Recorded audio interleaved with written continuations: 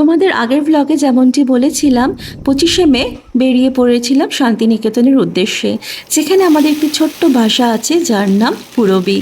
আর বাড়িতে ঢুকেই সঙ্গে সঙ্গে লাঞ্চের ব্যবস্থা করতে হলো, তাই জন্য বানিয়ে ফেললাম গরম গরম ভাত, ডাল সেদ্ধ, ভেন্ডি ভাজা, আলু সেদ্ধ আর ডিম সেদ্ধ। চটজলদি লাঞ্চ বানানোর উপায়। আর এই গরমের মধ্যে এই হালকা পাতলা রান্না খেতেই ভালো লাগে। লাঞ্চ খাওয়ার পরেই একটুখানি রেস্ট নিয়ে নিয়েছিলাম। ঘুম থেকে উঠেই দেখি মেঘ কালো করে এসেছে আর প্রচণ্ড ঝড় আর মুষলধারে বৃষ্টি। এই দেখে মন যে কি শান্তি পেল তোমাদের কি বলবো।